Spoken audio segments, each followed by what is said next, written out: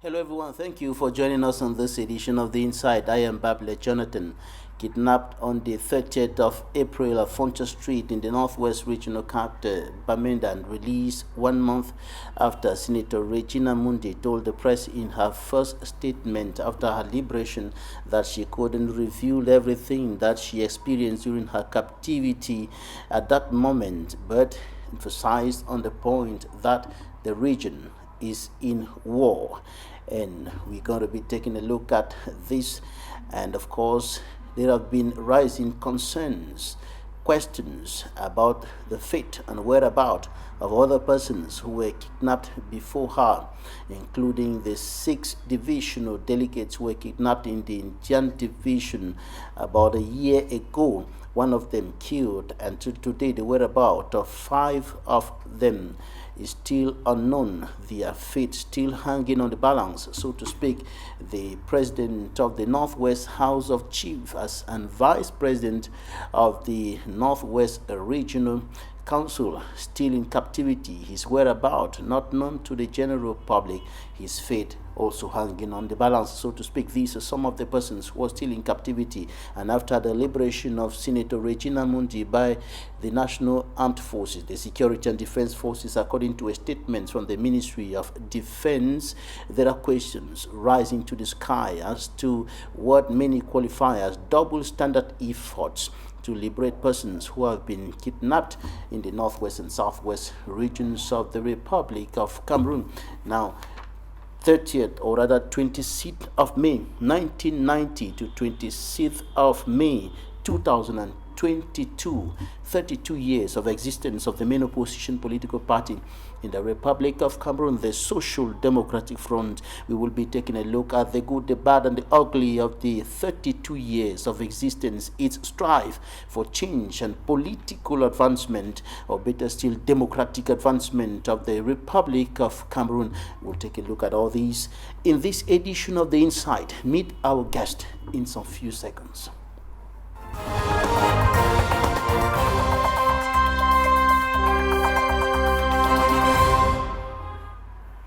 Thank you for joining us. We are receiving our first guest. Denis Kemlemo is a member of the National Executive Committee of the Social Democratic Front, National Communications Secretary of that political party. You're welcome. Thank you, Jonathan. Right, and to my right now, Professor Elvis Ngole, political scientist, member of the Central Committee of the ruling Cameroon People's Democratic Movement, CPDM, political party, coordinator of the party's political academy, and former government minister. Professor, you're welcome to the program. Thank you, Mr. Babila, and a great pleasure to share this platform with my good friend, Mr. Nkemlemo. And we should all be happy. That's a great day. We have our sister, our mother, Senator Mundi, Regina, who has been rescued by our valiant forces, and she's now free. It's a great day for Cameroon. It's a great day for all of us, and we're happy for her. You're happy for her, and of course, everybody agrees on this, that it's good end, it's a happy end that she's free, and other hostages, even though we've not seen the other hostages mentioned in the statement of the Ministry of Defense till now. Mm-hmm. Yes, I've always said, Mr. Babila, that we have only one Cameroon. We don't have two Cameroons. And our founding fathers did a lot and did their best. I always appreciate our founding fathers, and that it behoves on our generation, the generation of which you and I, all of us are a part, to ensure that we do our best to keep that heritage and to even make it better. And for us to do that, we have to do it in love, in solidarity, human solidarity, and in honesty, in good faith. You cannot have a state without security and defense forces. And I think the rescue of our mother, Senator Elizabeth Regina Mundi, shows that the Cameroonian state once again shown that after 61 years of its existence, it's a state that is up, and its security force and defense forces are doing the job for which they are there, which is to secure all of us, to secure our property, and to ensure the protection of the territorial integrity of the state. Of course, they are human, they are our brothers. The security forces are our brothers and sisters, they are our friends even, they are our relatives, and they are fellow citizens. And I think that in their professionalism, and they are really indeed professional, they've shown once again that they could carry out an operation and rescue and save the life of a very important personality like Madam Senator Mundi, and other persons, because she's not the only one. But I think they will not stop at that. They will continue doing their job, because those others who have not yet been rescued, and there are many, as we've heard, the delegates you've just said, some principals are here in the Northwest region, and others in the Southwest. I'm sure they will continue doing their job as long as we, the people, we, the sons and daughters of the Northwest and Southwest, we continue to work with them. I'm very glad that they themselves recognize that the people of that area around Ashong or around Momo Division and around Mezam supported and accompanied them and gave them information and helped them to succeed. This is to rescue what we are to rescue this lady. We are happy about that. Now, Dennis, to see that army and nation are together. Right. How did you receive the news of the liberation of Senator Mundi and the other hostages made public by the Ministry of Defense in a statement signed by the head of the Communication Division, Navy Captain Colonel Aton Faksiri? Well, I'm aware of only Senator Regina Mundi, who was released. Of the other hostages you talk of, I've not seen any, I've not heard any name. So I don't know why the focus is only on her. What I know, the general practice with the government and the military is that when they release hostages, they show them all. They are received in their numbers, all of them. They come to, their hostages have been received, released, the governor receives them, or you have to come to Yaoundé, like Senator Regina Mundi did. They will come, all those hostages will come together and be received by the Prime Minister as he did, or the others. But surprisingly, we are talking of the release of hostages, but we see only one hostage all over the place. That leaves questions to be answered. Concerning my feelings about her release, that it was a relief to everybody. A big relief, because this lady, apart from the fact that no human being should be kidnapped, whatever the case, this is a lady of 80 and above. And when you are that age, you can become very fragile. Yeah, so I felt very relieved, especially as I saw her looking so good. It means that at least we can give some little credit, if we can, to those who held her hostage, that they didn't treat her inhumanly. Not hurting her. Yes, so she looked fresh and good, and that is a positive thing about it. And then the next thing is she herself opening up, saying she has a lot to say. So which means that if we, through her bitter experience she had under captivity, she can now be able to speak the language of reality to Yaoundé, so that a solution should be sought to these things, to this war. And we have been living in a situation of denial, always. Some say it's just a crisis, some don't want to describe it as war, some say it has been, there's a minister, a government minister said that the war has been, they have already defeated, President Pobi has already won the war, and so on. So if we continue living in denial of the gravity of the situation, we will never be able to solve it. But I was happy that she actually said the place is, we are in a war zone, we are at war. And when that new language comes from insiders of the system, I think they will they will consider the gravity of the situation, and they will be able to take measures other than the ones that they have been taking, which have led us nowhere. Let me conclude this point by raising that, saying that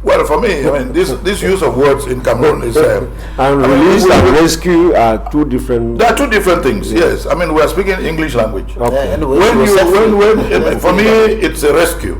It's a rescue because she was kidnapped, and as others have been kidnapped, and so kidnapping is an illegal and unlawful act. Sure.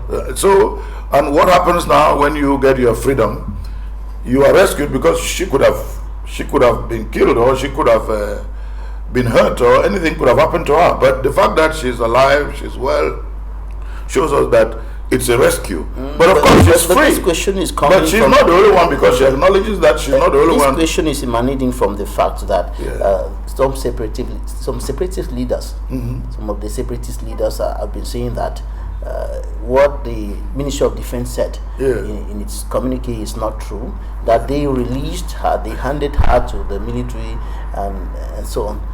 That is their own take, or their own narrative, or the way they look at it. But again, you and I, who are bona fide citizens, we are lawful citizens, will not seek to believe their own narrative or their own interpretation or their own take, because in the first place, there's an illegality in the act of kidnapping or taking a hostage, because these Madam Mundi, Senator Mundi, and the others were hostages. They were hostages, meaning it was illegal, and kidnapping in itself is an illegal act. Therefore, one would not want to accept the narrative of a kidnapper, somebody who is against the law. And those of us who are citizens who believe in the law and respect the law, would prefer to take the narrative of he who is there on behalf of the law, which in this case is the state and the security and defense forces. And that's why we believe in that. If in their own take it was a release, well, that is their own, that's the way they want to present it. But I think that once somebody is taken hostage, first, that act of kidnapping is an illegality. It's illegal. And what happens in the struggle or in the effort to rescue you cannot in any way in English language be referred to as a release, because it has that act, that valiant and glorious act and professional act by the military, cannot in any way be seen or be referred to as a release, because first, the military, they themselves could have died, they could have been hurt, the hostages could have died, they could have been hurt, and others, innocent people could have been hurt, they could have died, there would have been some destruction. So there's no way you can use the word release under those circumstances. It can only be a rescue, because the English is English is something where words have meaning, and especially in their context. How can you use the word release in a situation where lives were in danger? Right now, probably you were in the administrative circles in some of the high places for several years, from the Minister of Special Duties at the Presidency of the Republic to the Ministry of Forestry and Wildlife and so on, and you understand the functioning of this government, the government of President Paul Biya. Tell us, help us to understand why people will be released. And they will not be shown to the public to say, okay, these are the people that were captured and they have been released. What explains that option of government? The military is under the government. Yes. What we see, as I said, is an effort in communication. I mean, I'm sure you know that better than I do, and others who are experts in communication. Every situation has its own specificity. And communication as it is, I'm sure that if we are seeing Madam the Senator Mundi, Regina Mundi more and more, and not seeing the others, it could be an effort. I mean, again, I said could be an effort in a kind of communication by which the state wants that the public sees the gravity and the glory and the success of an operation that has amounted to or resulted in the rescue of a personality such as Madame Mundi. Of course, her driver is also a Cameroonian. The lady that she herself referred to and the others that have been rescued are also Cameroonians. Maybe in the course of the communication, after all, communication is a process, maybe in the course of time we will see the others. After all, those who are experts in communication, who manage communication policy, they know why they do it the way they do it. It doesn't mean that the way you did it, let's say last year or last week or in another context, is the way you should do it now, because communication is right. So what you about have to manage it. You have to manage it in order to get the effect. What about that other? you want. What about the questions concerning the distance from Bamenda Yes. to Ashong, and military presence all along the way, and so on, and then how her car managed to move from Bamenda to Ashong or to Batibu, and then circulating around. Is it not giving the impression that there is some complicity somewhere? There is something fishy somewhere. The military presence that you seem to be exalting may not actually be that on the ground. Yeah, I mean, I agree with you. Those details, such as her car and so forth, and the distance between Ashom and Bamenda, those details, perhaps with time and especially through investigative journalism, and you people are very much better at that than us, we'll be able to know more. There's no doubt that when you have a situation such as we have in the northwest and southwest, where you have people who have decided that they will openly violate the law and decide to take their fellow citizens, brothers and sisters, hostage and torture them and kill them and so forth. Anything is possible and everything is possible.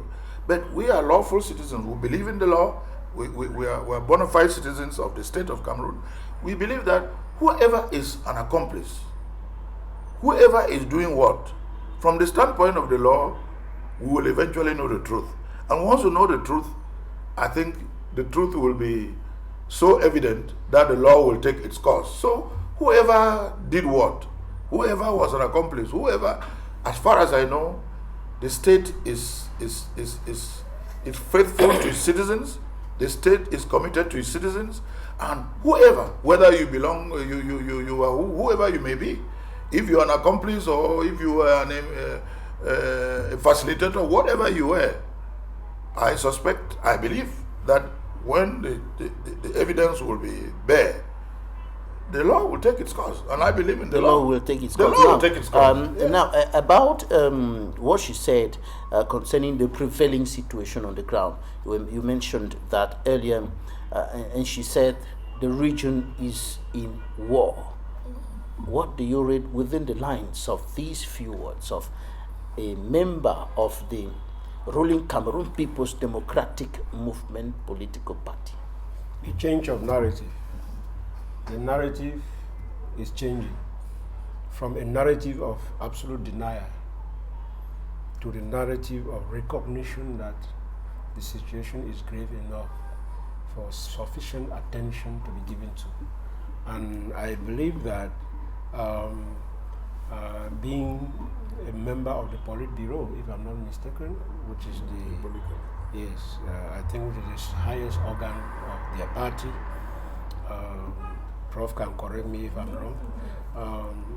He will meet the people who matter on this and make sure that we stop this carnage. The Social Democratic Front has shouted at the top of her voice, to the point of losing her voice, on the fact that the bloodshed is terrible, that the war is ravaging the place. CPDM bigwigs from that region have always given the impression that everything is under control. Now that some of them high-level members have started being victim of the situation. With the case of Madame Regina Mundi, we didn't wish that it happened, but in every dark cloud there's a silver lining.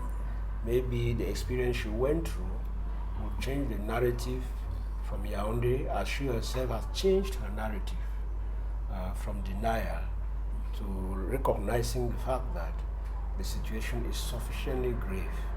And I want to, with your permission, come back a little bit to the issue of whether she was released or she was rescued.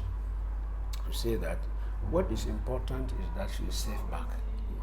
if we are asking, she's free. Yes, she's free, and not just free but safe. Because I didn't see any scratch on her. She looked so good. But the issue is this: if the defense forces want to be triumphant, to be triumphant about it as they are, they should do what other modern states do. It is always a pride of every country to be able to rescue hostages. And whenever they are done, they are presented as the pride of the nation, showing ability to secure and protect her own. The difference here is that the military is sounding so heroic at the level of this rescue, but it's focusing only on one person who belongs to the high corridors of power in Yaoundé. The other rescuer, the other hostages, so that are supposed to have been rescued with her, are they not Cameroonians enough to like this? These are questions that we, the common people, are asking. And when we ask these questions, it is not because, as here Prof say, it is not because we are comfortable with what the kidnappers did. It is the logic. We are not believing in the discourse of the kidnappers. We don't need the kidnappers to tell us that it was a release before we understand it was a release. It was a release because of the circumstances, the information, the message, what we saw. Rescue operations don't go like that. So that is why we have that feeling that it was a release. And there is, I insist here, there's a big difference between release and rescue. Release is they give you over willingly.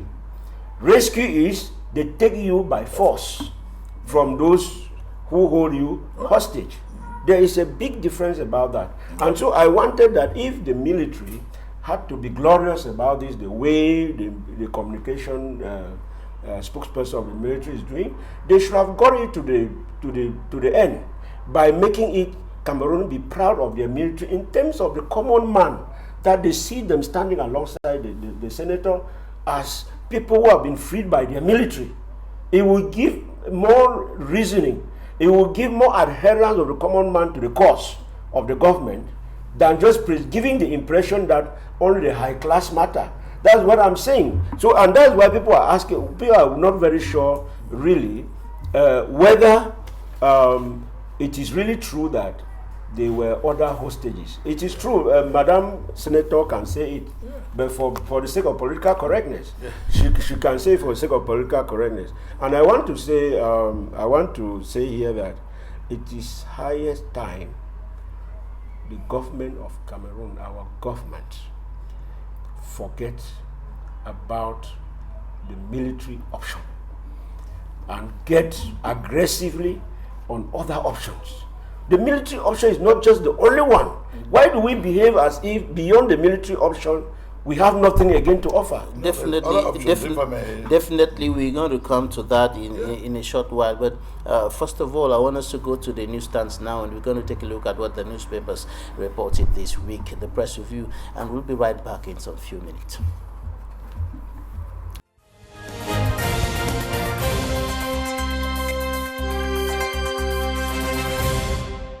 The Guardian Post and The Voice report that army commandos freed Senator Regina Mundi from the dungeon of separatist fighters. The Post Weekender reviews how information about the senator's whereabouts leaked in Bamenda. In the median, Senator Regina Mundi hails President Biya and soldiers after her rescue from captivity. As reported by Municipal Updates, after thanks, the senator recounts her ordeal in the den of separatist fighters. In another issue, the paper takes readers into the depth of Senator Mundi's rescue, and in yet another issue, Municipal Updates set the agenda with a question on a possible reception of the liberated senator by the head of state Paul Biya. The Sun highlights the good and the ugly sides of the Anglophone crisis seen in the rescue of Senator Regina Mundi and the killing of 24 persons by gunmen in Akwaya, southwest region of Cameroon. Amid all these, an international conflict expert tells the Guardian Post that the Northwest and Southwest regions are witnessing worst rights violations.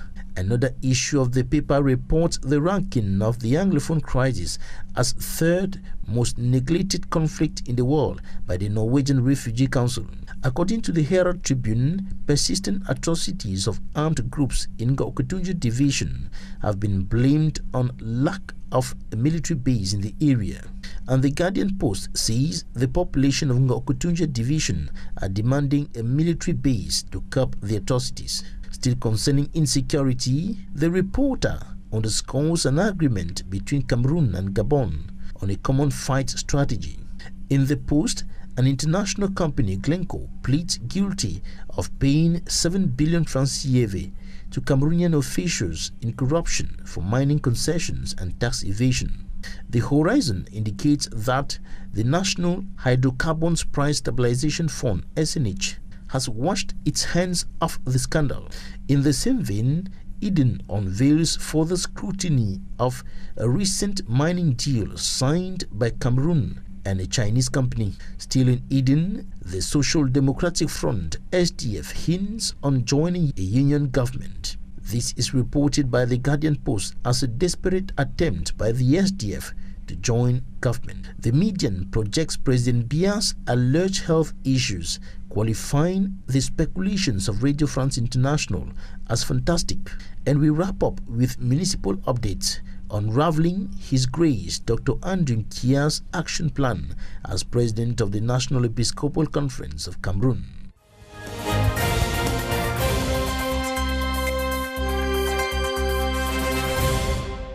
Professor,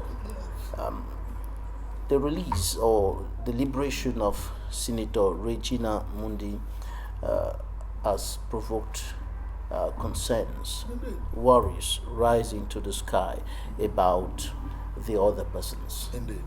who were kidnapped even before her.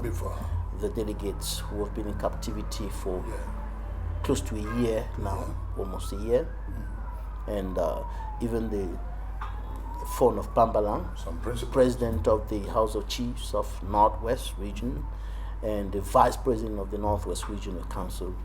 The state has said nothing about these persons. I think, just to follow from where Mr. Kemlumo ended, again, the first thing we have to demonstrate as human beings is our satisfaction, our joy that the state of Cameroon, through its defense forces, has succeeded to rescue this mother, this fellow Cameroonian, who is a senator, and we're happy about that, and we're grateful to the state and our defense and security forces. They have every reason to present her, but I understand the concern and the worry that why only her? What does that mean? Well, as human beings, it's very normal because we are conscious, as you just said, that there are others who have been taken hostage. You just mentioned the Fon of Bambalang and the delegates and the others who are there, the principals and so forth and so on. But in this particular case where the rescue took place in Nashon, we know, based on the words of Madame Mundi, and we cannot doubt her integrity, that others were rescued alongside with her.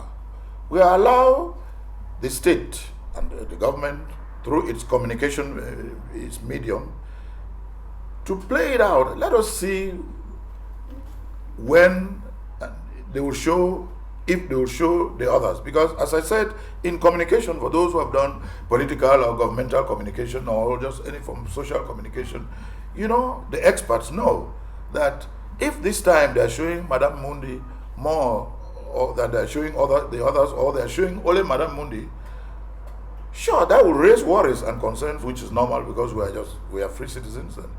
But let us allow the communication to play out and see if in the next few hours, but does that not give credit, Prof, does that not give credit to those who think that the government is always telling lies to Cameroonians? Whenever there is an incident, Cameroonians today, many of them do not believe in what comes from government. When they read when they see this, and then they are talking about hostages, and then they are seeing only one hostage. Does that not give credit to those who are thinking that government is always telling lies? Well, I tell you what, those who believe, who have the view that government is always telling lies, I'm sure that it is not. That government is not always saying the truth. I'm not sure there's a census about that, but I know as a political scientist that all over the world, the public tends to doubt, to question, to criticize government. That's normal. It's not a Cameroonian phenomenon. But I think that in this particular situation where we've had a conflict for 5-6 years, I think the government has done a lot and has done its all it can to, and it's still doing it, to make sure that you and I feel comfortable and that we're given the information that they need to give us. Mr. Kemelo talked about, used a phrase there about officials using the phrase, everything is under control. Everything is under control. That phrase, and I was going to ask you, it's not tantamount to denial. I was going to ask you now, if everything is still under control. No, yes, because the phrase "everything be under control" is not. I said it doesn't mean that there's a denial. Maybe some individuals may be in denial, but I think we have to understand what this conflict is all about. This conflict in the northwest and southwest region, whereby a group of persons in their extremism have decided to take up arms, because that's the truth, that's a fact. They've taken up arms against the state and against their people, and against the law. And this has been going on for close to 6 years. To 6 years. And today, some of your comrades, some of your comrades of the CPDM, some of those who are close to government, when they hear people saying that the situation is worsening, the situation is deteriorating on the ground, there is war, like Senator Mundi said, they tend to tackle you, an enemy of the state, that you don't want it to end. No, I think that it's and today it's coming from you. I think some people are trying to use this situation to make the government look bad, or use it as an opportunity or occasion to criticize the government. They are free to do so, but it doesn't mean that they are necessarily right. When you use the phrase that everything is under control from an official standpoint, what you really mean is that in spite of the illegality of the rebellion, the armed rebellion by this group of persons, the state of Cameroon is still, the laws of Cameroon are still intact, the institutions of Cameroon are still intact, the sovereignty of Cameroon is still intact, the territorial integrity of Cameroon is still intact. We are still bona fide citizens, so that is what we mean by under control. Can everything be under control? No. 6 state officials in captivity for close to a year, and nobody knows what's happening to them, not even their families. And a senior official like the Fon of Bambalang, president of the House of Chiefs, vice president of the newly installed institution to solve that same problem. The Northwest Regional Council is in captivity and nobody knows for several months, and the senator is captured from Bamenda and taken kilometers away to Ashong, to Batibo, and everything is under control. You see, I mean, this situation in Cameroon is nothing, as I said, it's not specific to Cameroon. We have seen these same situations in other countries. I remember during the time we had Red Brigades, in the Red Brigade. I mean, you know, in a terrorist, where there's terrorism, or where people engage in these forms of extremism, you find these sort of situations, but from an official standpoint, they have not won and they are not winning. Therefore, you can permit yourself to use the phrase everything is under control. Everything is under control does not mean that you deny the state is still in control. It simply means that you are still in control because these guys who have taken up arms in rebellion against the state and against the laws and against their people, they are not in control because they can only do what terrorists or people who are engaging in such extremism do everywhere in the world. But it's not tantamount to deny it because the state has recognized that there is a problem.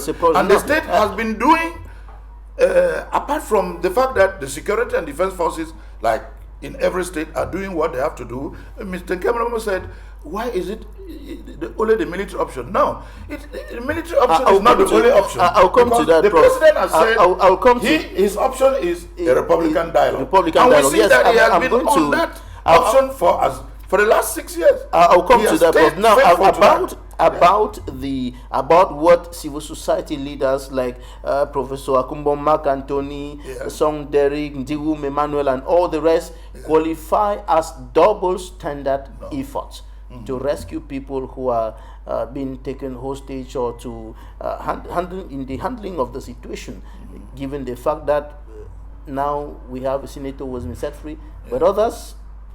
No, first, there's no double standard because the facts are on the ground.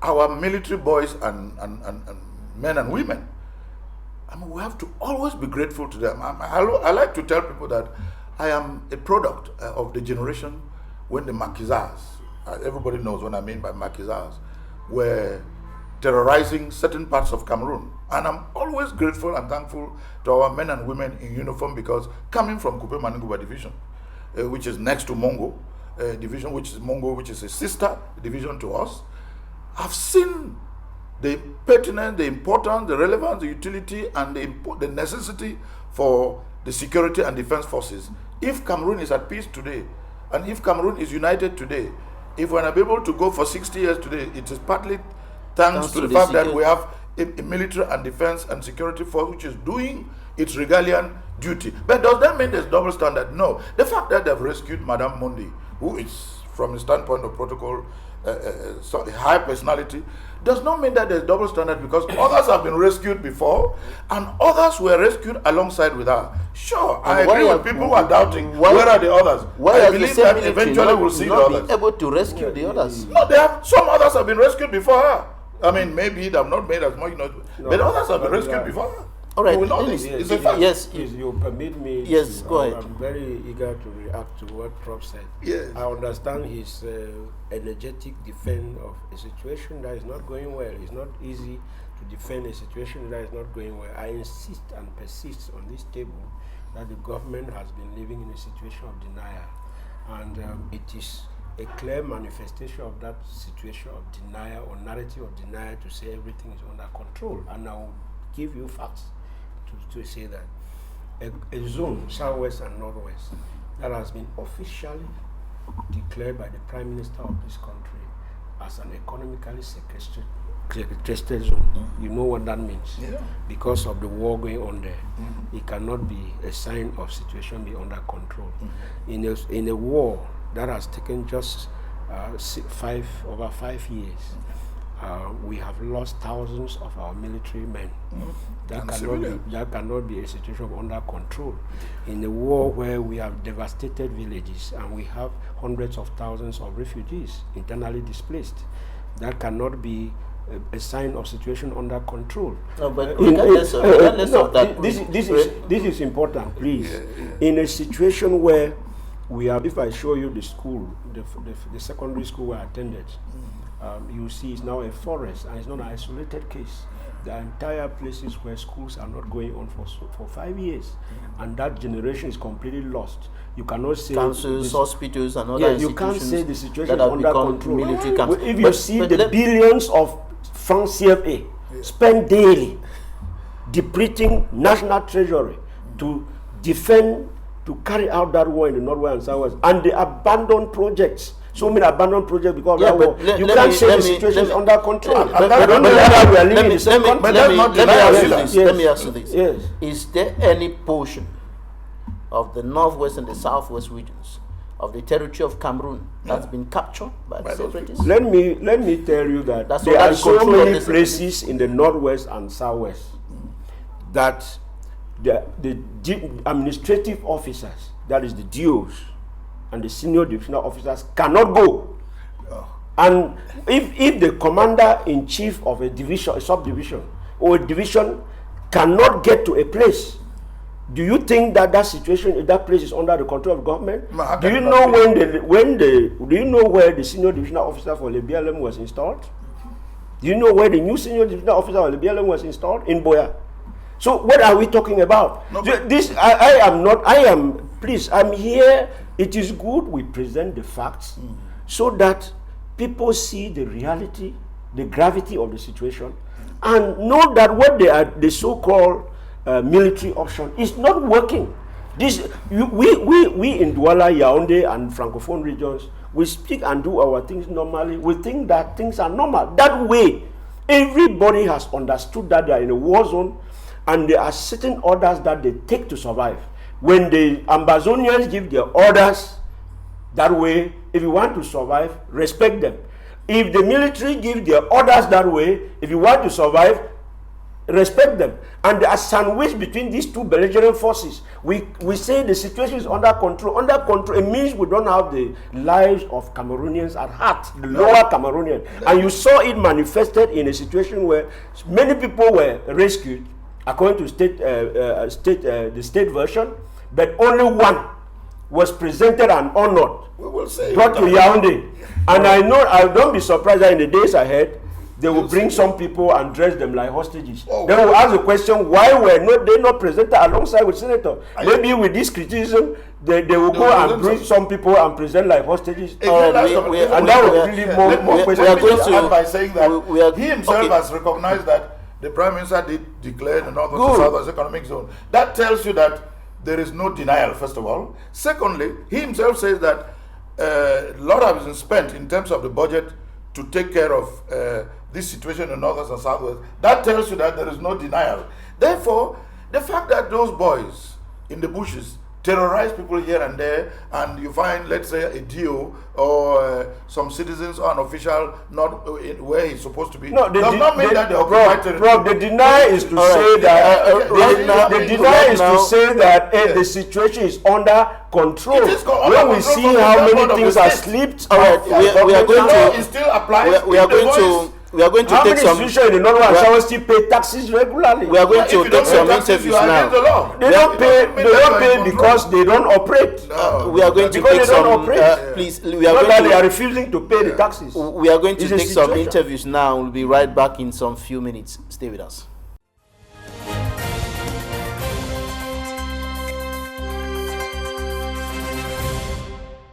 There are times when the politician cannot talk much. As a teacher politician, I should not lack words, but there are times when the emotions are too heavy.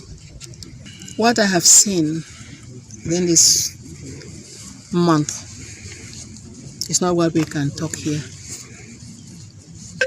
But this country, this region is at war, real war.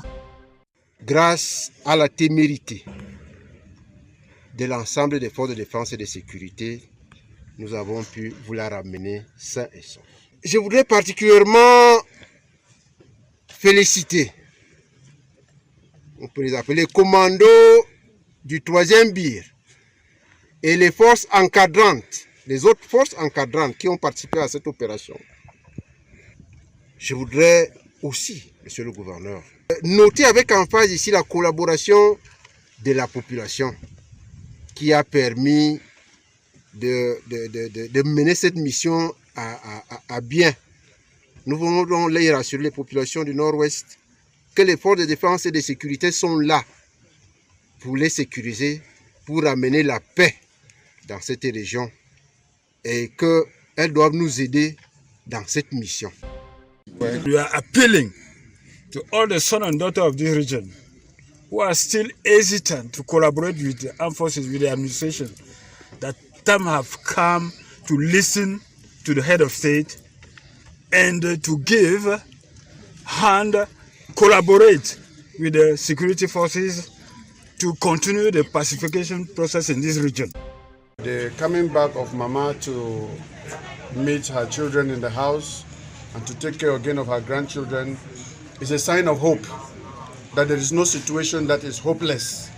And while this crisis lasts, we continue to pray that hope should not be far from us, and we know that our hope will not deceive us. We know that sooner or later things will come back to normal. We have a common border, Central Africa and Cameroon, and at that border we have some worries, difficulties linked to the presence of rebels, the presence of armed groups. So I think when we meet like we are doing today, it's just for us to seek ways and means how to curb down all those problems linked to our common security. I want to advise those who are sending their children to their aunties and their uncles to be very careful. Know whom you are sending your child to.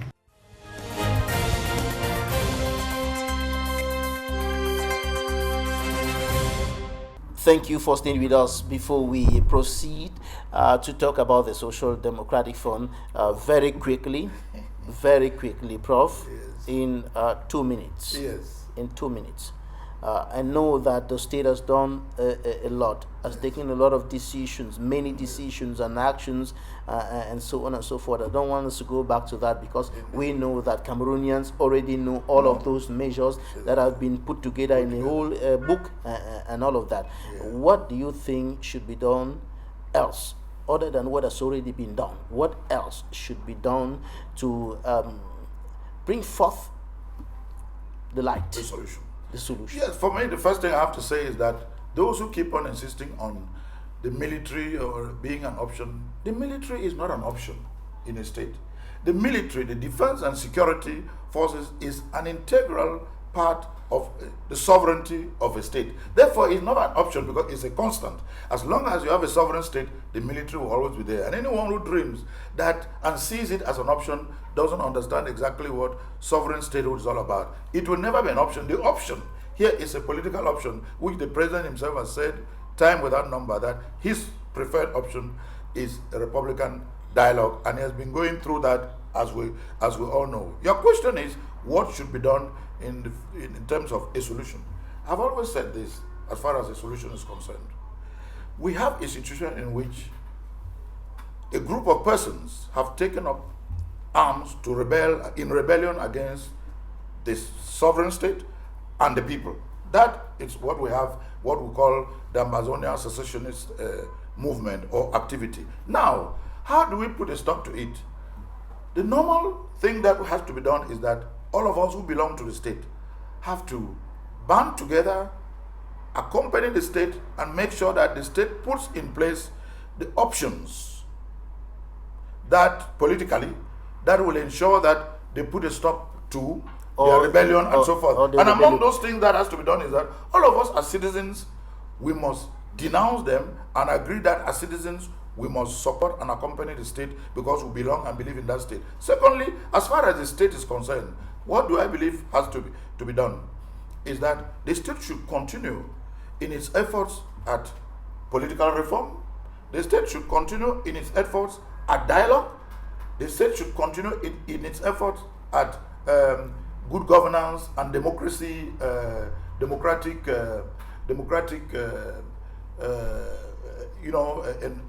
ensuring that democracy is enforced and reinforced. I think, and of course through decentralization and other things. But we have to start by insisting that the boys have to put down that they have to put down the arms, because once that is done, every other thing is possible. I agree that there are problems, but you don't solve a problem by taking up arms against the people, against the state, by breaking the law. The guns should go down on both sides. And we have to help. No.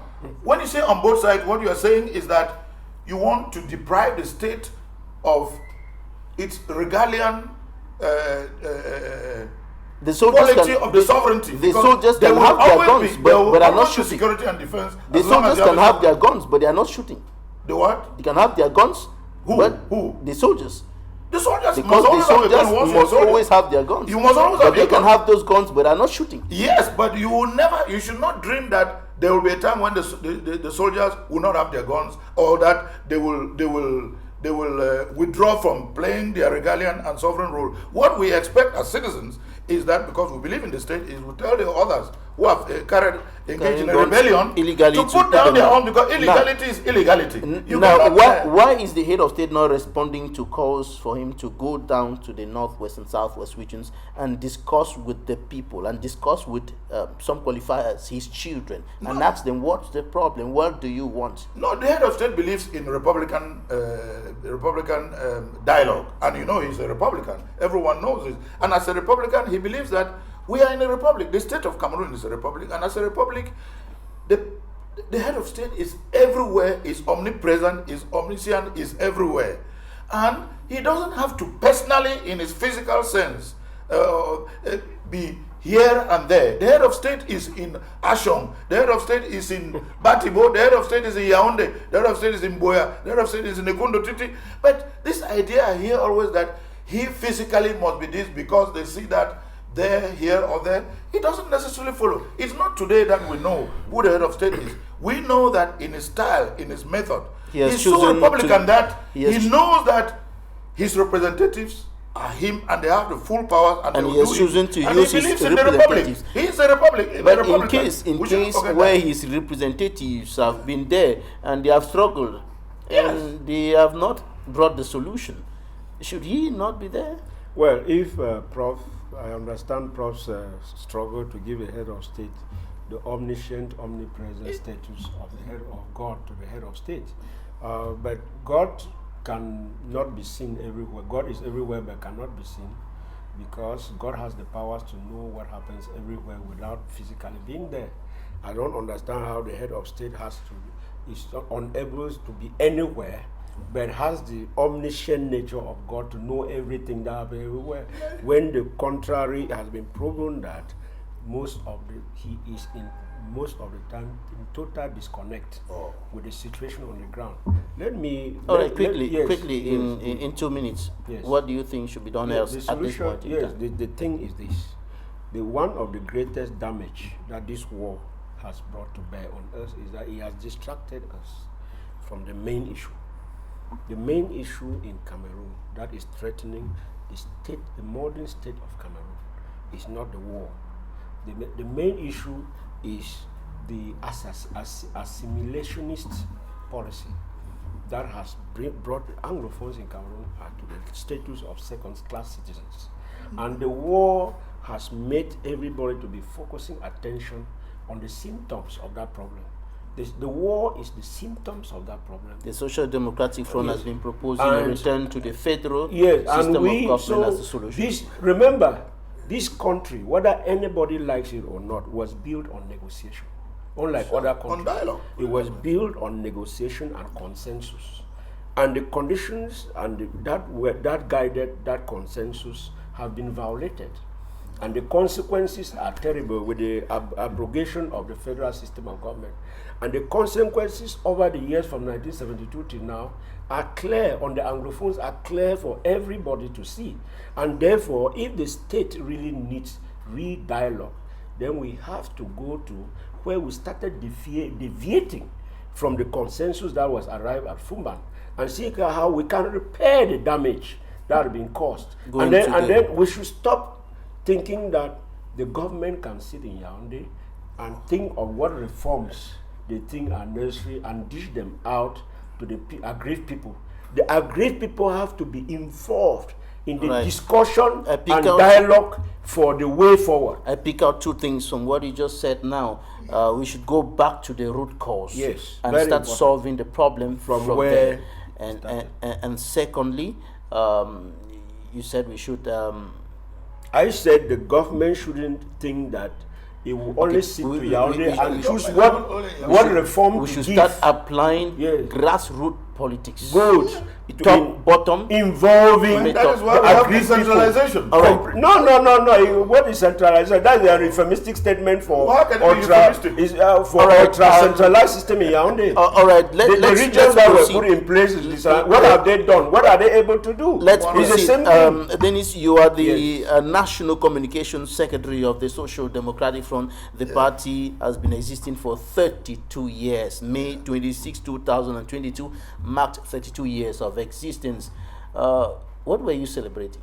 We were commemorating the power of pluralistic thinking in politics that the SDF forcefully brought to bear to Cameroon in 1990, 26th of May.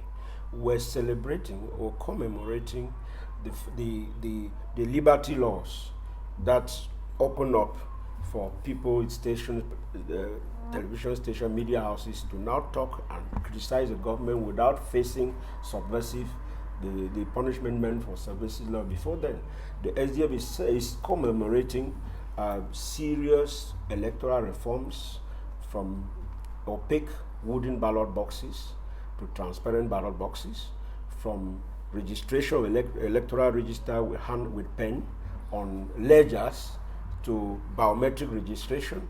We are celebrating the creation of ELECAM after Ministry of Territorial Administration, after how do you call it again? ONEL 1, ONEL 2, which we pushed, and these reforms took place. We are celebrating the fact that the SDF policy has caused government to put a whole government in prison in Kondigi. When we kick-started the Operation Sparrowhawk with Mochipu Gate, where our parliamentarians exposed the wrongdoings of that minister, may he so rest in peace, to the extent that the government was so embarrassed that they had to arrest a sitting-in minister and send to prison. From there, the floodgates of fight against corruption has become part of Cameroon traditional politics. We are celebrating the fact that despite how the government fought us and considered us as rebels and considered us as terrorists. Today they are naming some terrorists. Yesterday it was UPC. When we launched the party, they declared us terrorists, subversive, called us all sorts of names, and they deployed all the state arsenal to destroy the SDF. Today, 32 years after, we are still on our feet. It is by God's glory. We first give glory to Him. If SDF was not created by the glory of God, most of those things which you mentioned are also the other side. The CPDM is also claiming. No, let me. To be fair to them. Oh, okay. To be fair to them, yeah. When we pushed them to the wall, they gave. Because if they didn't give, we would have still been fighting. The CPDM would not say they brought multipartism because they shot 6 people in Bamenda when it was launched. If it was they giving, they would not kill people for it to happen. The CPDM, the ballot boxes I'm talking of, we protested in Yaoundé, marched on the streets with them. The biometric registration of voters card we are talking of, we gave conditions. When the chairman was received by the then Prime Minister here in Yaoundé, and he came out and said, if these things are done, we gave those conditions. The government bowed to them. Everybody go to the archive. You are a journalist. Those things are there. So the credit goes to us, not because we are the one who gave those things, but because we were able to play our role as the opposition, because that is our role. And only a party and a government that is monolithic in mentality will see ceding to the legitimate demands of the opposition as a weakness, because that is the role of an opposition, to push pressure for things to be done better. Okay, let me respond to what Mr. Kemlumo just said. As a political scientist, not as a member of the CPD. Exactly. I want you to talk now as even though it's difficult to make the difference. To make the difference, yes. Yes. So he thinks that all what the BR regimes, call it that way, has been able to do so far with regards to the political move of the country, the democratic move of the country, liberalism and all of that, came as a result of pressure from the opposition, from the SDF in particular. No, I take issue, or I can't agree with that, because, first of all, among the things he said, first I should say that I'm one of those who appreciates, and I'm sure he knows that, appreciates the fact that the opposition in general in Cameroon has done well, and in particular in this case the SDF, which has been there for 32 years, and I seize this opportunity to congratulate them that they've been there for 32 years. I'm sure the chairman knows that. But I appreciate generally the fact that the opposition has been there and has been doing its part, even though you have some who are not playing the role very well. But overall, I'm one of those who appreciates the fact that the opposition is there. In a democracy, and for the CPDM, which is the majority party, an opposition is important, it's useful, and is doing what oppositions are supposed to do.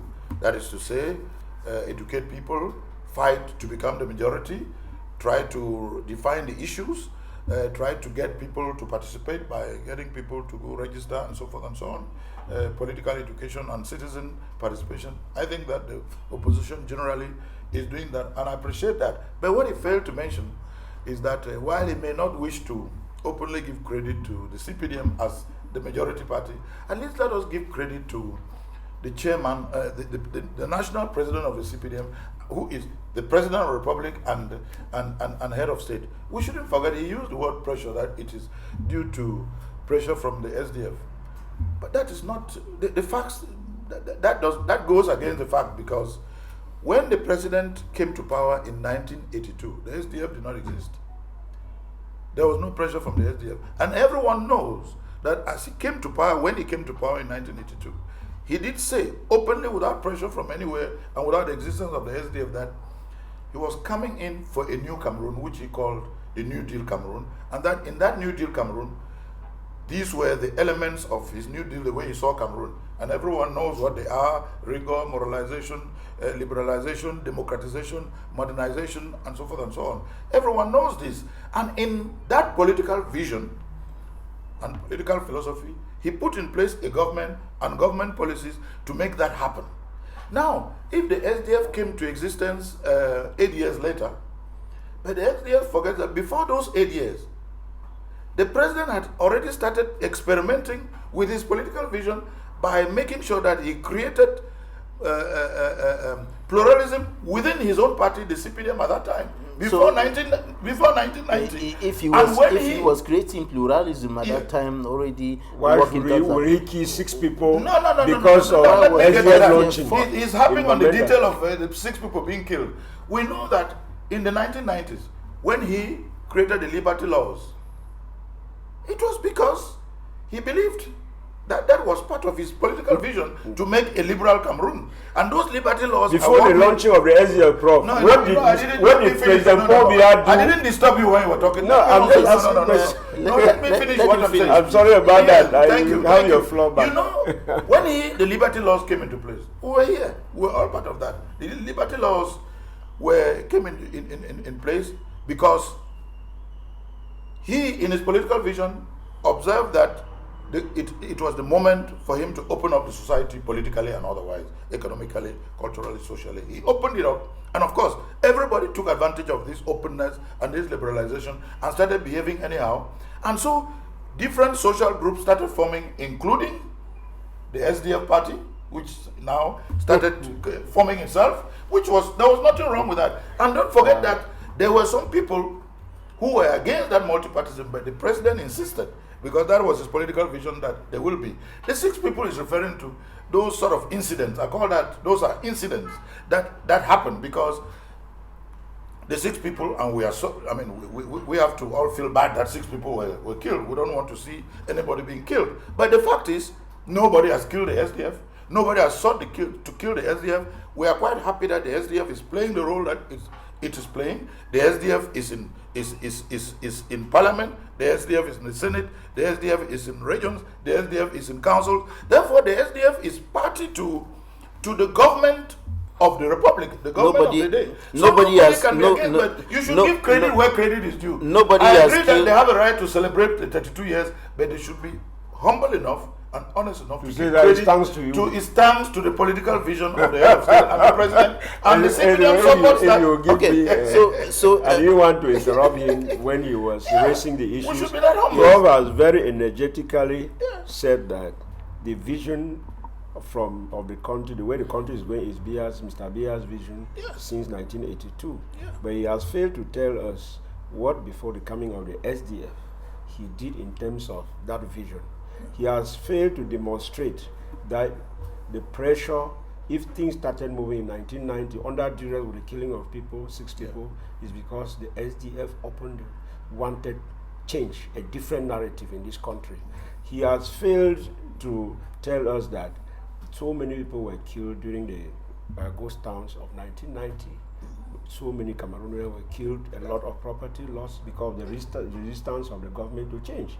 He has failed to tell us that, to make it known to people who don't know, the younger generation, that the pressure for political reforms in the world started from the West and spread to Africa. Now, this pressure, there was no pressure from the West. No, I am talking of 1990. I'm talking of 1990. I'm talking of 1990. So the fact remains, when it's easy to know a monolithic mindset, a pluralistic mindset accept that yes, these people, they played their role, and I saw that they had reason in what they were asking, and I gave.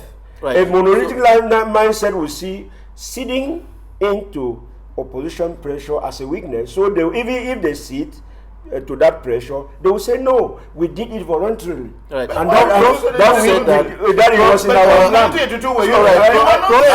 Please, You should be honest to say that you are there because the vision was Cameroon there. started changing in can we 1990. No, it started changing political- in 1982. With what? Can we giving us those Can we things? continue, please? Yeah. Prof said that nobody has killed the SDF. Yeah. That's a fact.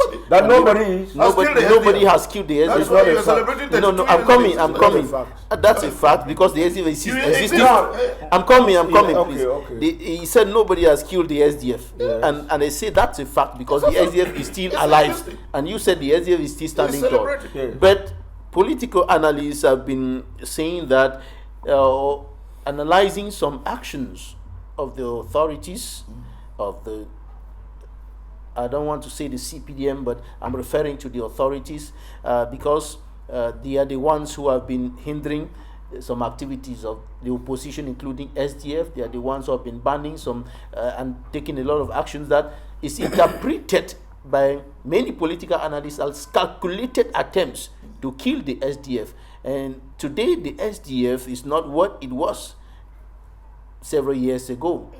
It has dwindled seriously in Parliament, at the level of the councils, and in many other spheres. The SDF political party has, Yes, to an extent, been reduced to something less than what it was in those days. Yeah, Jonathan, your question is very pertinent, and that proves the fact of my statement that the state of Cameroon, under the leadership of President Paul Biya, has done everything to liquidate the SDF.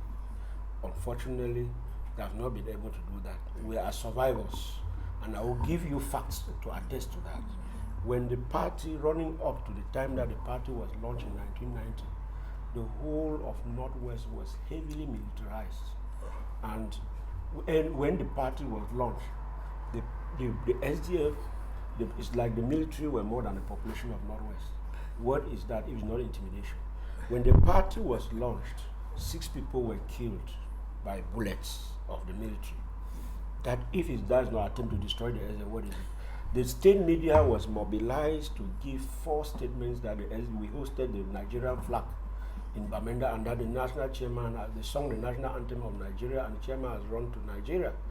And later on, in 1992, after the presidential election, a state of emergency was instituted in the Northwest.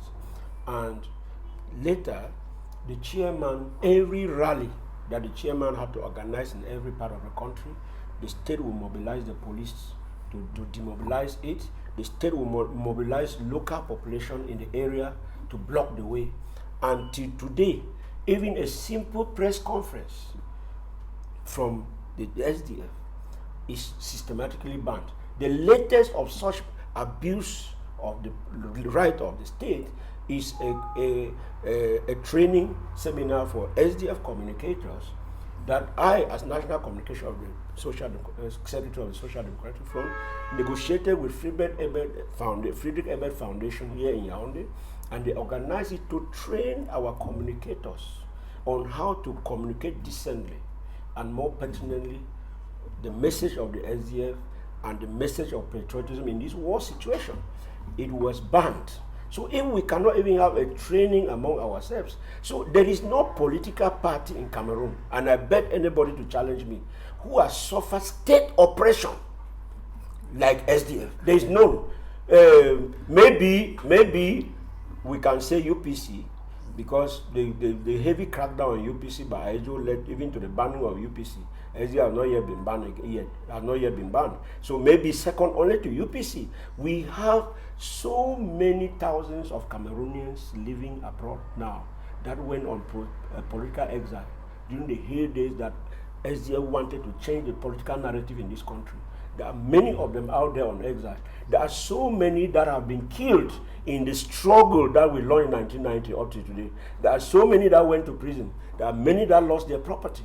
So there is no political party, as I said, apart from UPC, that has suffered the type of casualties that we as a party. It's by God of grace that we have survived all this. So if Prof here comes and says that was applying Bia's vision in 1992, it means his vision was to destroy every. But some are also qualifying or then coming back attributing this is important, because coming to your question on the situation today of the SDF is very important.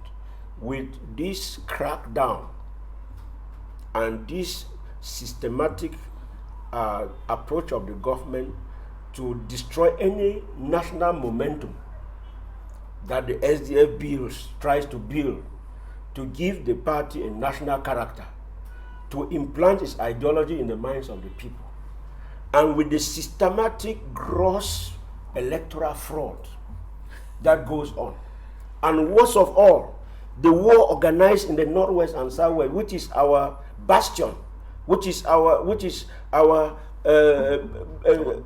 stronghold, and this war has persisted, and we ask ourselves why during elections during this organized this war, during this war, the target was mostly SDF, whether council candidates, and they target them, kidnap them, take money that we have used to sponsor the campaigns, and ban the SDF all over. The target was more of, we are talking of, we are very lucky, we are just talking in the first part of this program, the kidnap and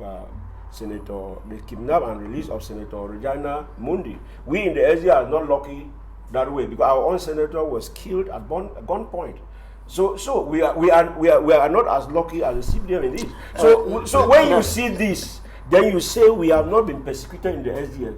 Then if you say that, then I don't know whether both of us understand the same meaning of persecution. Okay, no, he said the SDF has not been killed, not persecuted. No, but because they have struggled to liquidate the SDF. You see, by God's grace, we have had the head of state is working to improve on the country's democracy, as you said. Yes. Now, improving on the country's democracy and cracking down on political parties of the opposition. Do they match? Let me tell you. Do they work together? Do they agree? No, they don't work together, but let me put it this way. Is that not a paradox? Any party in the opposition, whether it's the SDF or any other one, that will seek to blame the government in general, or specifically the CPDM, for its woes or for its bad performance, such as you just referred to with regard to the SDF, I think that is against the facts, and that's unfortunate, because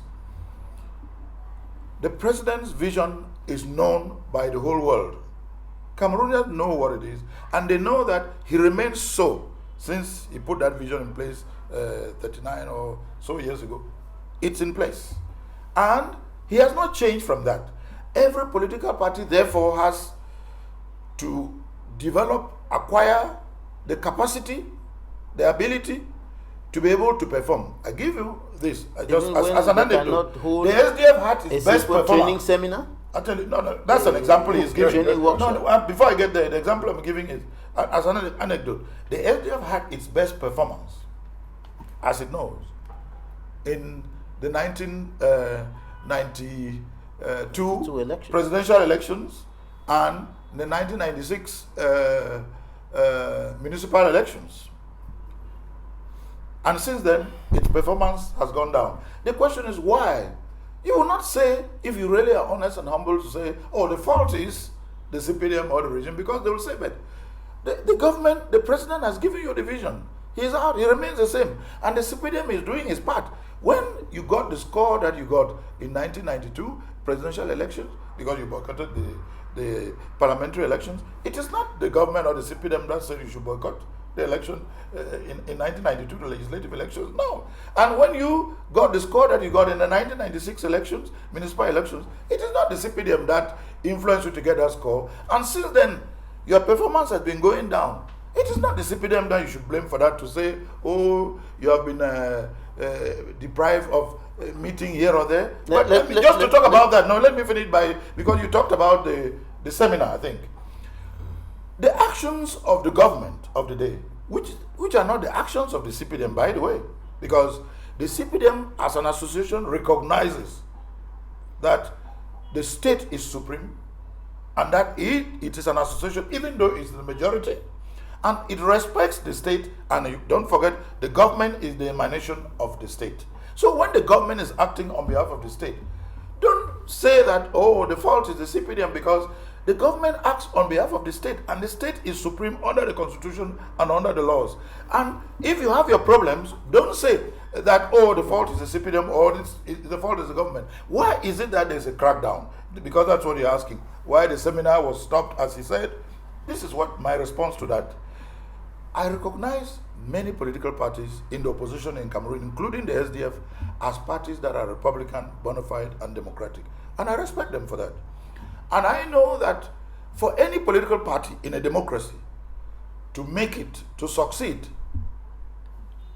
it has to be a moderate party. It has to be at the center. It must be seen to be moderate. It must be seen to be open. It must be seen not to be extremist. Now, any political party that seeks to be extremist, that seeks to go the extreme way, the tendency is that you're going to get the law to crack down on you. This is what you see happening. You see, organizing a seminar is extreme? No, because I don't know, because that particular case, I don't know what happened. But I know that... Don't talk about what you don't know then. But I'm not talking about it. I'm saying I don't know about it. Right. So what I'm trying to say is that we should know that democracy as a process, or multipartism, which is a variant of democracy, is not driven by the actors, particularly if these actors are necessarily parties in the opposition. No.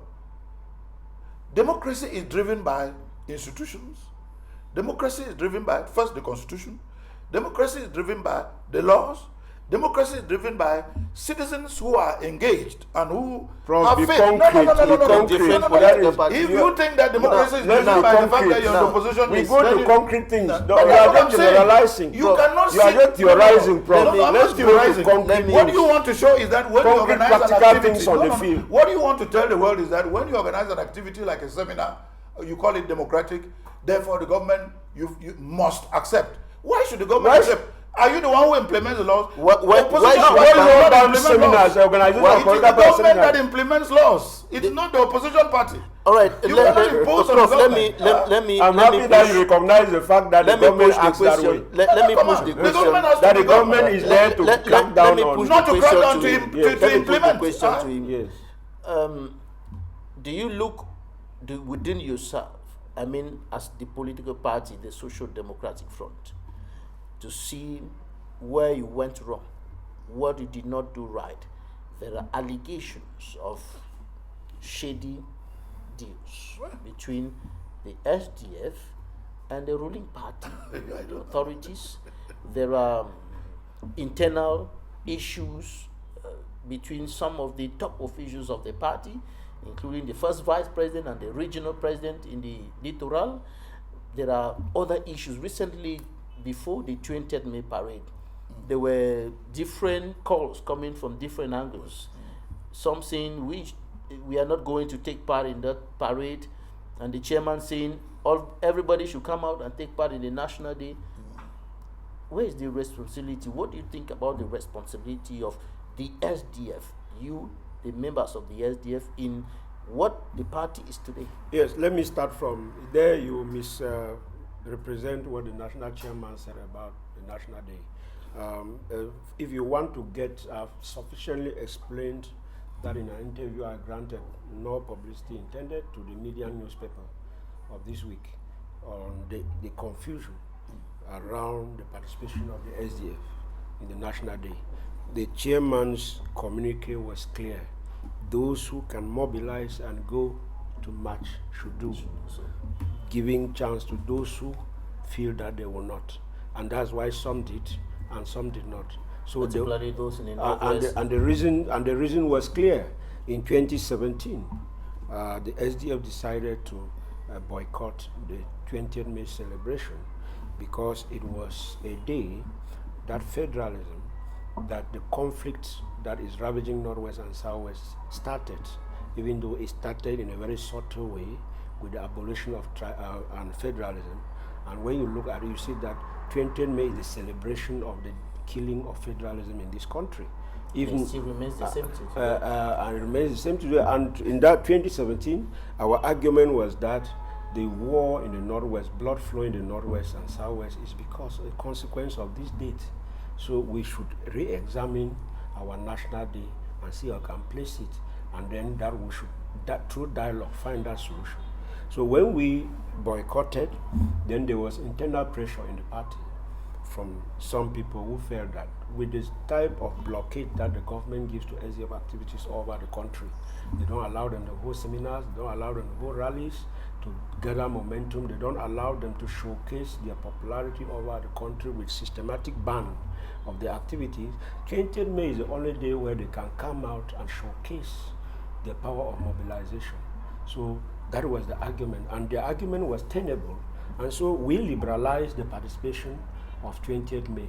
That is to say, branches, areas where the people feel that it is only the only way, because of states crackdown on SDF, is the only way they can come out, let them come out. Those who feel that they cannot, there is no problem. And it was in that logic that the 2022 20th May celebration took place in the SDF. Now, coming to the internal, some of the internal issues that you raised, people misrepresent SDF, what is going on in the SDF, grossly. Before I come to that, the issue of allegation of shady deals between the SDF and the CPDM. Thank God you have said allegations.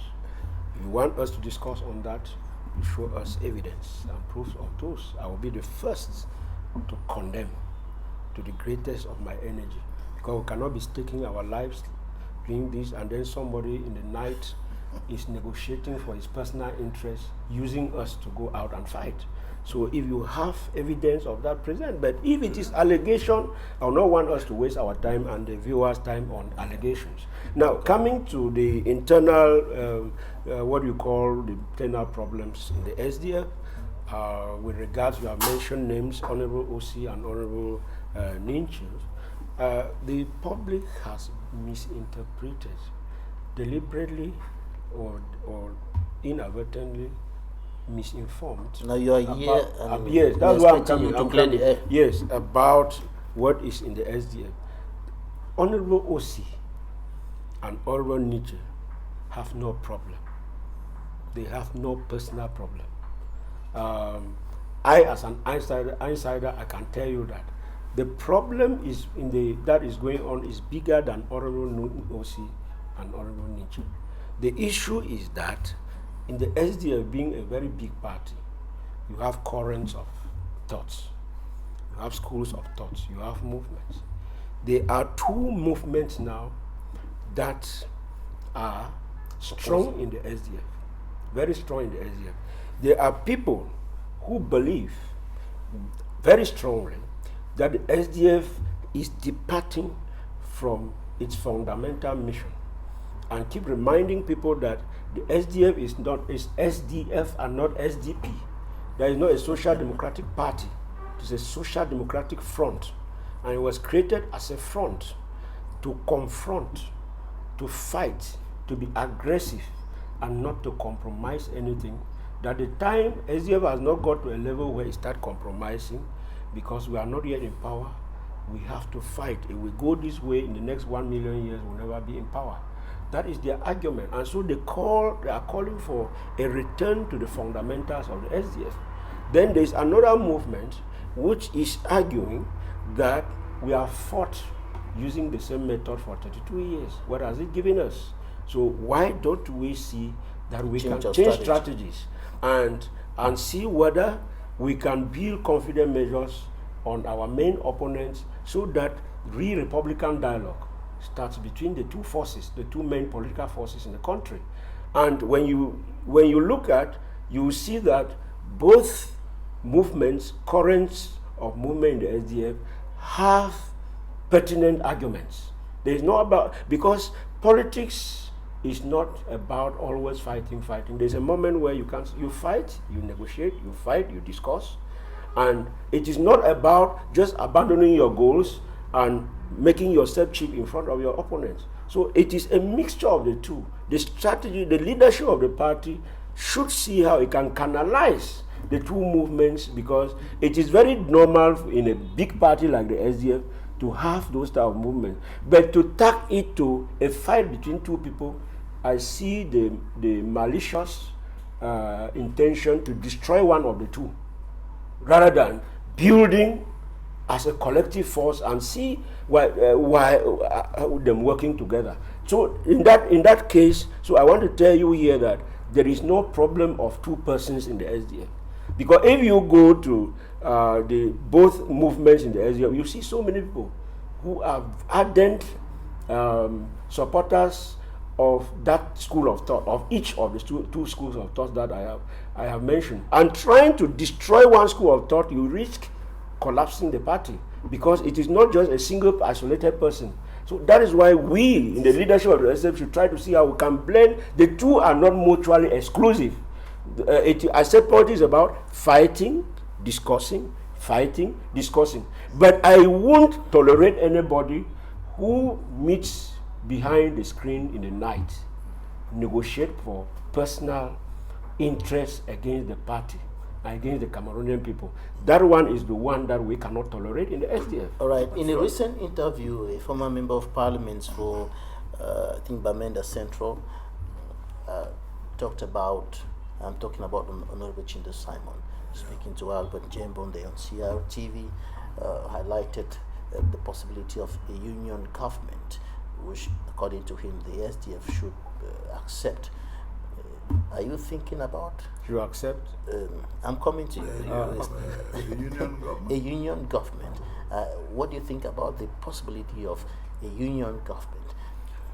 Well, I tell you what, I didn't follow the interview. I didn't follow that particular issue of Cameroon calling, but I think I read somewhere in the press and the comments that were made about it.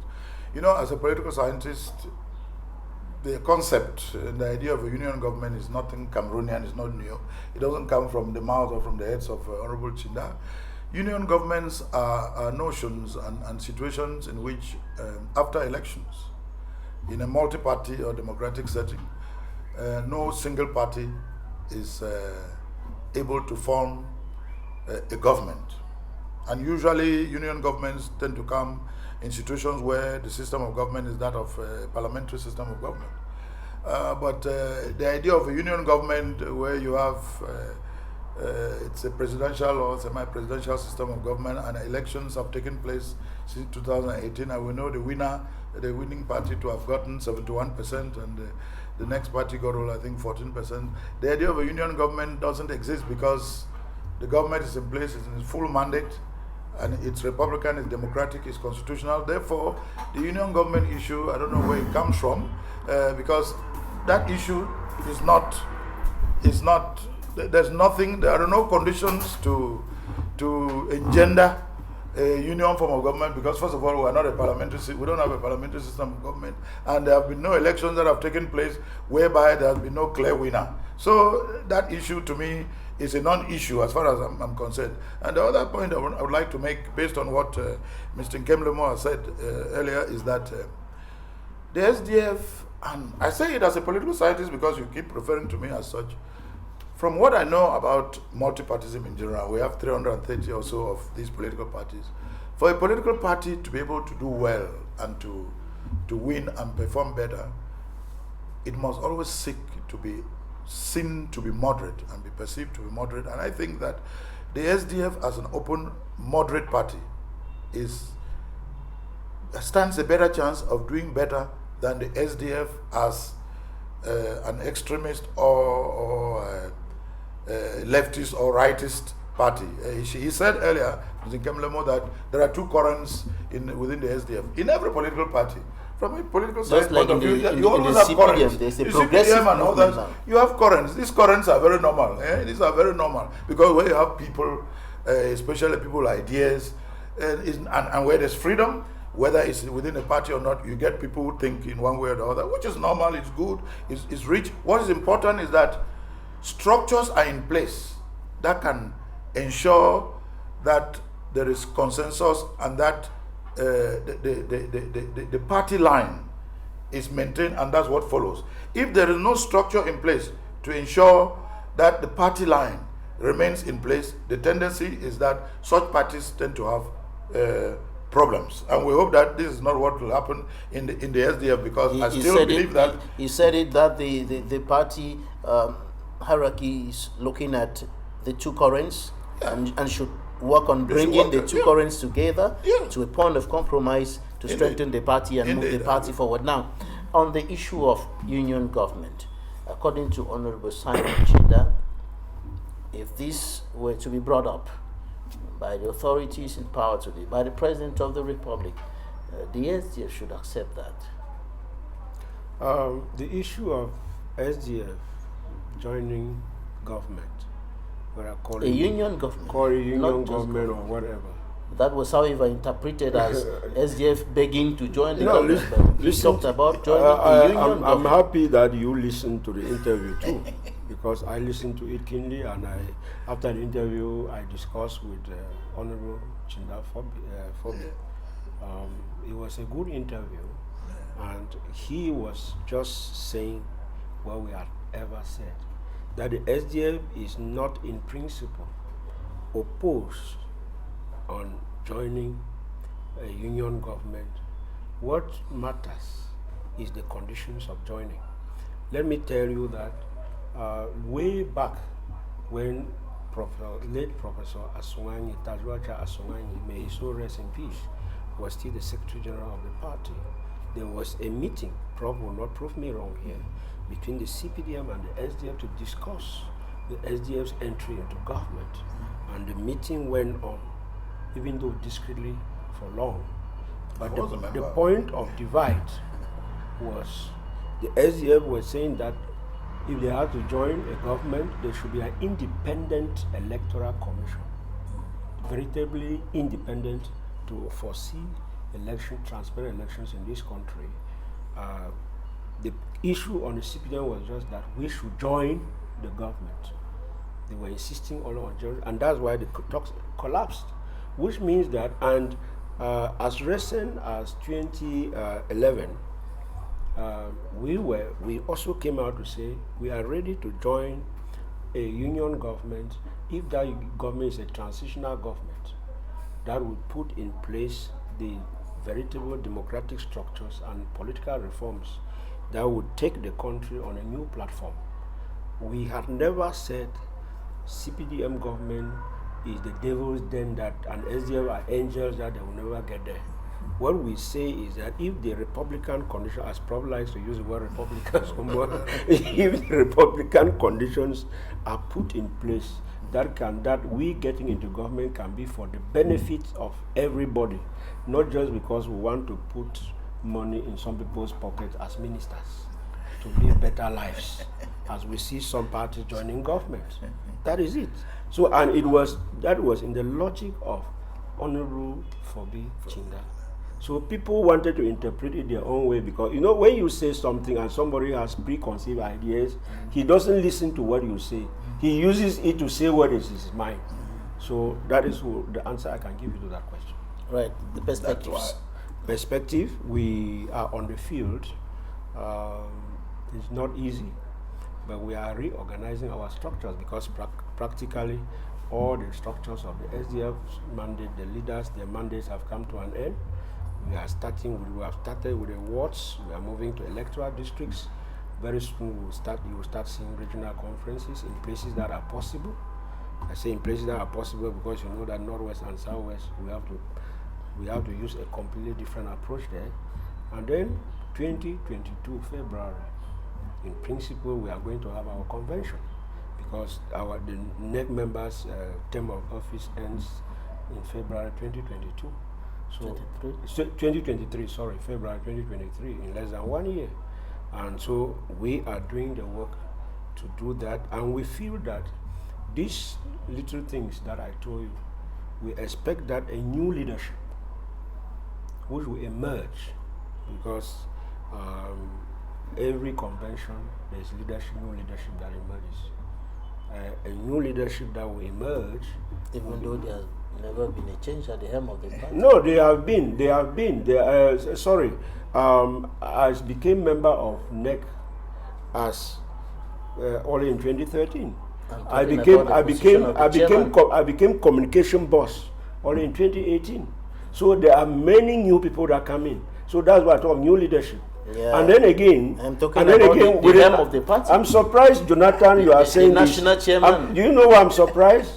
Because your organ, Equinoxe, Equinoxe were very serious, heavily represented in the press launch that the national chairman of the Social Democratic Front organized and told you people, even before telling us, and told you people that he is tired because of age and because of ill health.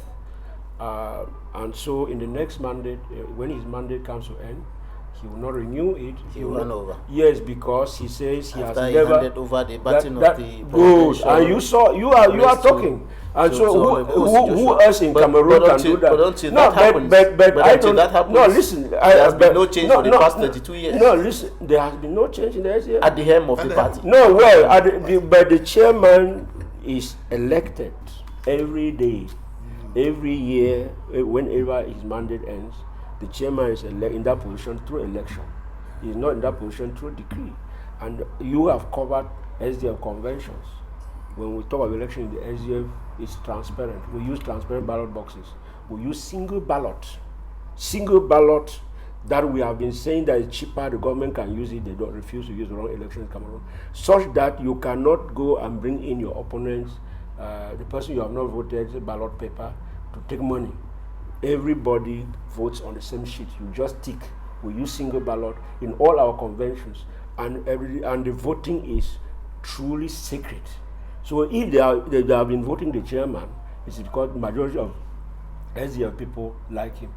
Some Cameroonians, I don't know how many, may not like him, but they don't have those Cameroonians who are not members of the SDF are not power. They don't have the power. Yes, they are not kingmakers in the SDF. So he has not been there by force. He has been there by vote, and the vote is transparent. If we practice that voting we do in the SDF, Cameroon will be a better place. So how will you? That's the same thing. That no. Look at why are you saying the same about thing? the Hail of State? No, let the call of the people. No, let us. People's call. No, it's unfair, Jonathan, to make that comparison, because you know very well that, first of all, how many elective congresses have the CPDM? We have ours regularly. And when they come there, how many times has the president been challenged? I remember one theater they organized where one minister put his candidature, and they said they vote the chairman by show of hand. The head of state will sit there.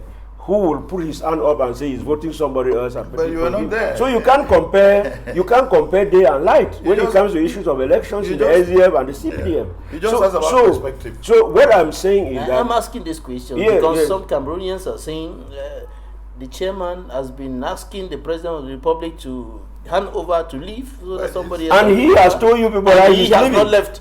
He is telling you that he has told you left for 32 years. How do you imagine a man of his caliber, the national chairman, a hero of the nation, a Democrat, who, without duress, calls you people, without even informing us, and announces to you that he is stepping down at the end of his mandate as national chairman?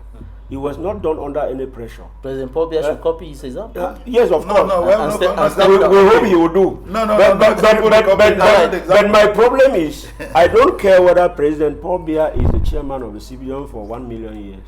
Okay. I'm not in that party. So I don't care who leads that party. So you respect it then? My point is... I'm talking about him as the head of state. My point is, who rules Cameroon, because the policies of a head of state affect everybody. No, they have not. A lot of us. You know about perspective. I was going to say something about perspective. Okay, quickly. To say that, look, for a political party, the perspective is that if you are in the position such as the SDF, work very hard.